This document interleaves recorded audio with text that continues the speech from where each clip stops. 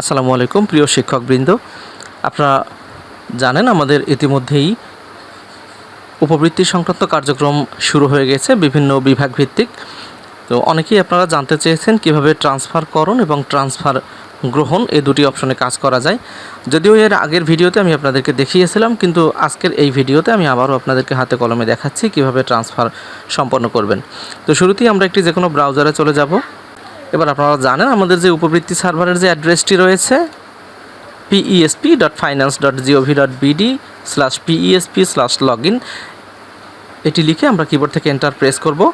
এবার এখানে user name, password এবং এই নিচের ক্যাপচাটি এখানে লিখে লগইন অপশনে ক্লিক করে আমরা আমাদের বিদ্যালয়ের পোর্টালে প্রবেশ করতে পারবো। তো আমি প্রবেশ করছি।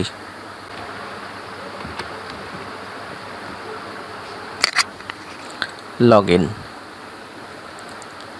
এবার মোবাইলে একটি ওটিপি চলে গিয়েছে। আমরা সেই ওটিপি মোবাইলের SMS-এর মাধ্যমে প্রাপ্ত ওটিপি সংরক্ষণ করব এবং সেই ওটিপি আমরা ব্যবহার করে প্রবেশ করব।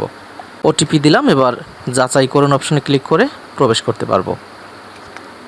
দেখুন, এটি হচ্ছে আমাদের একটি বিদ্যালয়ের পোর্টাল। আমরা এখান থেকে শিক্ষার্থীর ট্রান্সফারকরণ এবং ট্রান্সফার গ্রহণ এই দুটি অপশনে কাজ করতে পারবো। তো আমরা শুরুতেই একজন শিক্ষার্থী ট্রান্সফার করব এবং অন্য বিদ্যালয় থেকে ট্রান্সফার করা একজন শিক্ষার্থী আমরা আমাদের বিদ্যালয়ে গ্রহণ করব। তো আমরা প্রথমেই একটি ট্রান্সফার করা দেখাচ্ছি। আমরা শুরুতেই প্রাথমিক নির্বাচন এই অপশনে চলে যাব। এখান থেকে শিক্ষার্থী ট্রান্সফারকরণ এই অংশে চলে যাব। আমরা যে কোনো একজন শিক্ষার্থী ট্রান্সফার করার জন্য আমরা ক্লিক করে দিচ্ছি।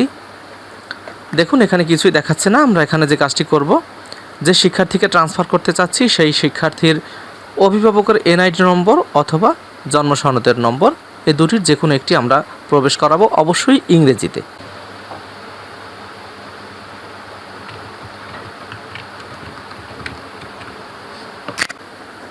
এবার খুঁজুন অপশনে ক্লিক করব। দেখুন, আমরা একজন শিক্ষার্থী পেয়েছি। এবার আমরা এখানে চেকবক্সে ক্লিক করে শিক্ষার্থী ট্রান্সফার এটিতে ক্লিক করব। হ্যাঁ, এই অপশনে ক্লিক করব।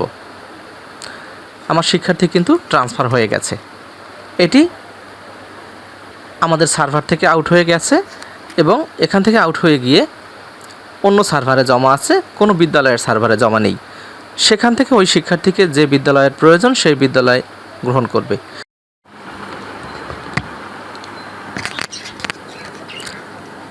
আমরা দেখেছি কিভাবে একজন শিক্ষার্থীকে ট্রান্সফার করতে হয়। তো ট্রান্সফার করার পরে সেই তথ্যটি মূলত কোনো বিদ্যালয়ের সার্ভারে আর জমা থাকে না, সেটি চলে যায় সরাসরি IPMIS-এর সার্ভারে। তো সেখান থেকে যে কোনো বিদ্যালয় প্রয়োজন মতো খুঁজে নিতে পারে, আপনারা দেখেছেন। তো এখন কিভাবে সেই ট্রান্সফার গ্রহণ করা যায় সেটি আমরা দেখব। এজন্য আমরা অন্য একটি বিদ্যালয়ের ড্যাশবোর্ডে প্রবেশ করেছি ID পাসওয়ার্ড ব্যবহার করে। এবারে আমরা চলে যাব প্রাথমিক নির্বাচনে।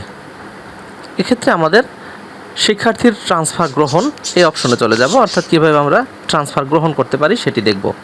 তো ট্রান্সফার গ্রহণ অপশনে আমি ক্লিক করছি। এবার যে শিক্ষার্থীকে ট্রান্সফার করা হয়েছিল অন্য বিদ্যালয় থেকে, আমি এই বিদ্যালয়ে তাকে গ্রহণ করে নেব। সেজন্য এখানে শিক্ষার্থীর জন্ম সনদ নম্বর অথবা অভিভাবকের NID নম্বর যে কোনো একটি প্রবেশ করাবো। তো আমি এখানে NID নম্বর প্রবেশ করাচ্ছি। এবার খুঁজুন অপশনে ক্লিক করব। দেখুন, একজন শিক্ষার্থী চলে এসেছে। এখন কিভাবে আমরা এই শিক্ষার্থীকে গ্রহণ করে নেব সেটি দেখব। গ্রহণ করার জন্য আমরা এখানে যে পেন্সিল আইকনটি রয়েছে এডিট, এখানে ক্লিক করব। এখান থেকে আবশ্যকীয় যে ঘরগুলো রয়েছে সেগুলো আমরা পূরণ করব। আমরা এখানে পাচ্ছি শ্রেণী নির্বাচন করুন, সেখান থেকে আমরা শ্রেণী নির্বাচন করব এবং রোল নম্বর প্রবেশ করাবো।